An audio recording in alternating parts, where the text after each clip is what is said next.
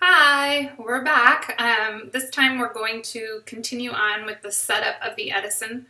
Now that we've finished flashing, we're going to go ahead and get Wi-Fi installed, a couple other things, change the host name, change the password, and get everything all set up so that we're ready to actually do the OpenDPS loop installation.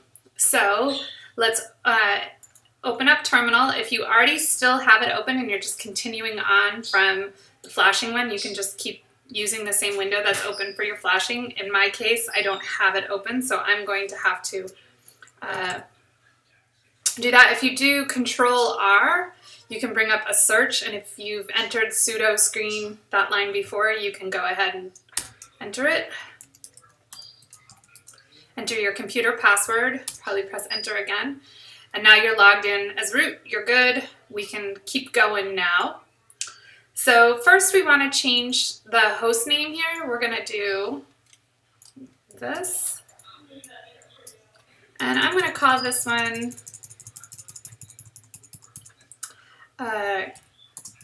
Katie Rig. So you can name it whatever you want, anything that's identifiable to you. This will be the name that shows up if you log onto your home router and you're looking for the rig. If you're looking for it anywhere, this will be the name that shows up. If you have multiple rigs that you're building, this will be the one that you want to differentiate the names. You don't want this name the same as the other rigs that you're building. So maybe name them 1, 2, 3, or upstairs, downstairs, or something to differentiate and make you know which one is which. So let's call it that. That's good. Now we copy and paste the next two commands exactly as they are. We don't change anything.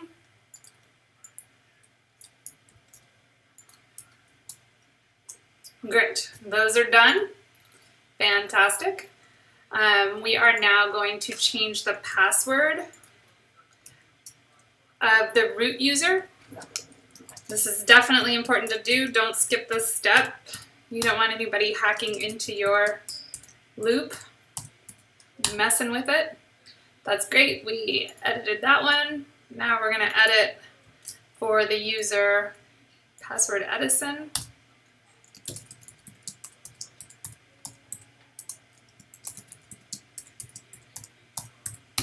All right, those are updated. Remember, when you do these with Terminal and it's a password, you won't see the keystrokes. That's normal.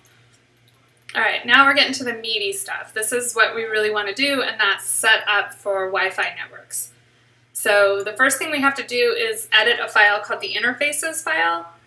We're going to copy that, paste it, and this brings up an editor. So basically, if the command line starts with vi or nano, you're going to edit the file that comes after that name. So in this case, we're going to edit a file that is in the directory, etc., subdirectory networks and interfaces is the file we're going to edit. And so it comes on up. When you use the vi editor, it will show up looking like this, and if you press the letter I, you will enter insert mode. If you noticed, the word insert came at the bottom of the screen when I pressed I. That means we're in editing mode. We are live editing. So if I type in this screen now, it will actually edit the file. And we're going to follow along. There's a few changes you want to make here. There aren't many. You're going to want to remove this hashtag. And hashtags in this case mean commenting out. And basically, if there's a hashtag in front of a line, it means that the code is ignored. Whatever follows that is just for informational purposes. It's not actually doing anything. So by removing that, we're telling it we do want to use auto WLAN. And now we're going to go down. There's a couple hashtags we want to add to these two lines. And we're going to copy and paste one long line, this WPA conf for WPA supplicant. So I'm going to copy it from here. And we're going to paste it, we're going to paste it right under here. So I'm going to press return. If you want to, you can space that out ahead. It doesn't really matter. I'm going to Control V, or Command V, to paste that in. So now it looks just like the file. Everything looks good. You don't need to edit anything else. I'm going to press Escape, and that takes the insert off the bottom. So now we're no longer editing the file. I'm going to do :WQ, and when I press return, that means it's going to write the changes and quit the editor. If you did :Q exclamation point like this, that would mean that the file would not save the changes and would just quit. So in case you messed something up, your cat ran across the keyboard, you just didn't know what was going on, you can always quit without saving your changes and come back later and try it. So we know this one looks good. We're going to do WQ and save it. So now those are set. If you ever want to come back after you edit something and check what it looks like, you can always do cat, because that means that's the command for checking what the contents of a file are, for just basically printing it out and showing you what is there. So we can check, double check, what our changes ended up getting saved as by using the cat command. You can see, yep, the hashtags came off properly, we added that line, it all looks exactly how it should. Perfect. So that cat command can always help you go back and say, did I get it right? Yep, you did. Okay, and the next one we want to change is this file here, the WPA supplicant. So again, it's a vi command. We're going to enter the vi editor. And this one's mostly blank, you can see, but we're going to be adding some stuff. So we're going to click I for insert mode so that we can add to this file.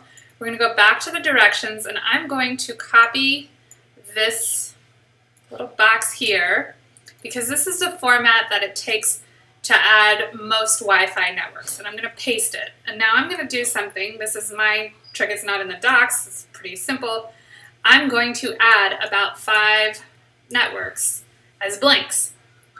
And the reason being is that as time goes on and as we've used our rigs, we've found that we have gone to more houses. We've gone to my grandparents' house. We've gone to the school. The kids have slept over at their friends' houses.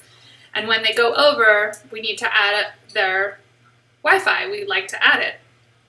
And it makes it much easier when you're out and about if you kind of have a spot to just edit that part rather than having to redo that whole box again. If you just leave these on, it doesn't do any harm to leave these, my network and my Wi-Fi password in there. It doesn't hurt anything, and they're just ready to go when you do come to a spot that you have a new network. So let's add my home network. You guys are all going to see my password, and that's okay. I trust you. May change it later. So there's my password. I highly, highly encourage you to triple, quadruple check every single password for dashes, dots, capitalizations, special characters, spaces. Everything gets double checked because it's super important. They match exactly. So you can go on and double check. Yep, all capitals, Netgear 05-5G. Perfect. That's exactly what I want. If you wanted to add other ones, you could add them. Now would be the time, but basically I'm going to end here. I only have one Wi-Fi I want to add. You can add your phone's Wi-Fi if you wanted here. There's instructions on how to do that. So like your Wi-Fi hotspot, that's a good one to add. So that in case your Bluetooth, if your Bluetooth tethering fails while you're out, you could turn on your Wi-Fi tethering for your hotspot and help the rig out that way. So we do add our phone network here, and it's pretty easy to do. All you would do, well, might as well do it, is you do your phone's name, and you do the password, which is ZX4MXKOLZ2EO. So there you go. Those are all set up. And we'll just leave all these blank ones here for when we're traveling and we want to add more. I'm just going to leave them there. I'm going to do escape:WQ to save this file now. So now our Wi-Fi networks are set up, which is great. There's a couple little things that are in here as well if you want to go adding. For example, if you have a Wi-Fi network that requires you to enter a username and login, you would want to make sure that you add that network with a little bit more information like this shows in the directions. I don't recommend adding open networks. Those ones sometimes can ask you for confirming terms and conditions or agreements. Like a lot of hotels have you enter they say they're an open network and you get to it, but then it pops up a screen that you have to accept the terms and conditions. Those kind of networks will not work for your OpenAPS rig.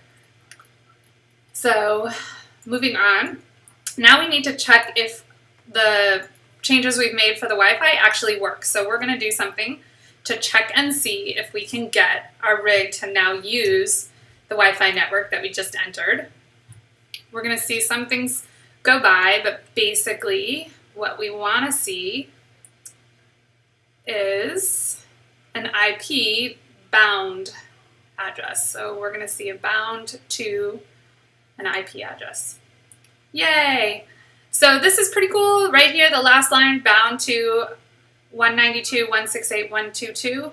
That is the IP address that my router has assigned, which is fantastic.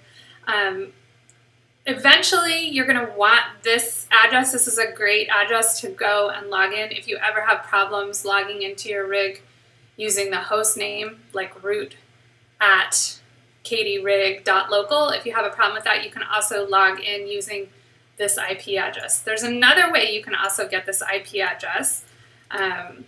You could look on your home router, you could look on your paper trail once you get OpenAPS set up. There's a bunch of different ways, but the important part is to know that you did get a successful IP address assignment from your Wi-Fi network. You don't need to write it down. Sometimes those can change, but we'll talk about that later. So we're good with that. All right, so Edison is coming along. Now we're going to log in from a new terminal window. We're going to do Command-N, not in Safari, excuse me. Command-N, or you can do in terminal new shell, new window with basic settings. So there we are. And with this one, we're not going to do a screen. You can see up here how it says screen. We're going to enter this one with SSH. So we're going to do SSH root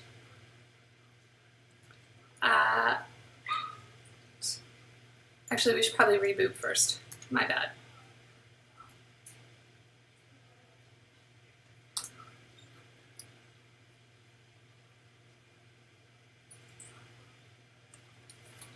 That will get our host name changed, because you do need to reboot in order to get the host name changed.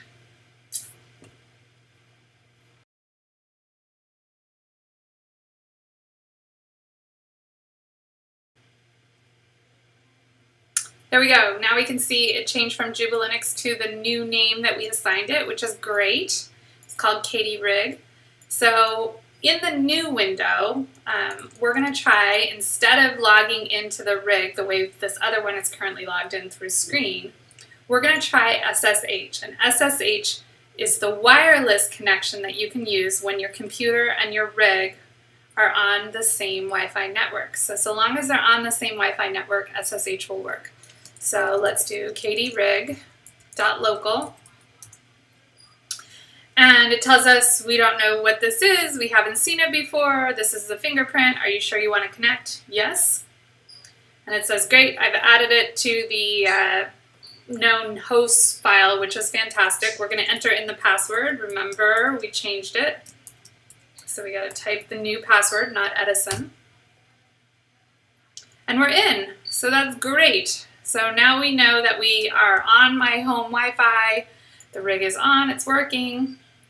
And we're going to make sure that we're getting internet connections, that we're actually able not just to get an IP assignment, but that our rig is actually able to move data on and off. So we're going to ping google.com. That's great. This is a successful run. It's transmitting packages and bytes. That's perfect. So we can do Control-C to end that. We got no errors. That's fantastic. So now we're going to move on. If it had said unknown host, then that means we probably had a problem and we'd have to go back and check our interfaces, our router, network setup, that kind of stuff. So now we're going to do the last few steps here. We're going to install this set of packages. That's fine. Don't worry about that warning there. That's totally fine. These next ones are going to take a little bit longer. So I'm going to put that one in. And since these ones are going to take longer, I'll probably fast forward the video here. We'll move down to the next one.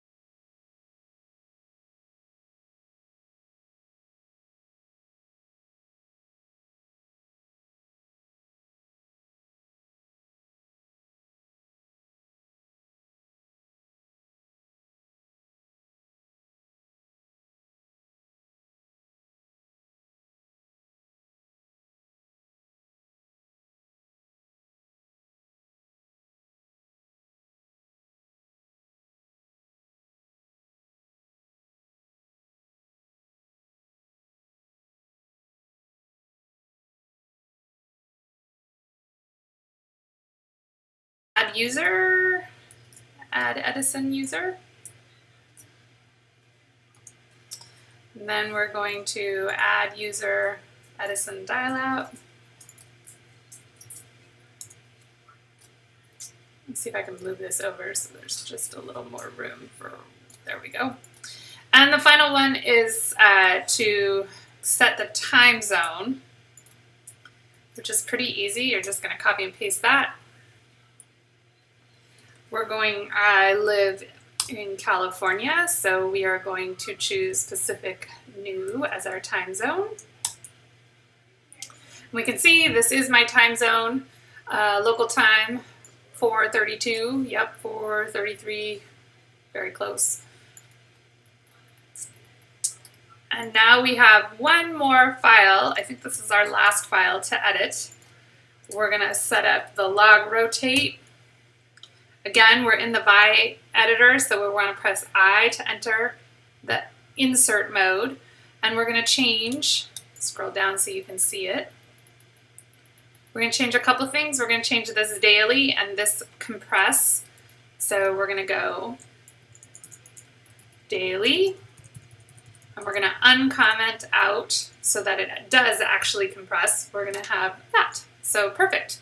We want our log files compressed. We're all good. That was the only two changes we need to make. We're going to press escape and then :W, Q, enter, and that file has been edited. We're good to go.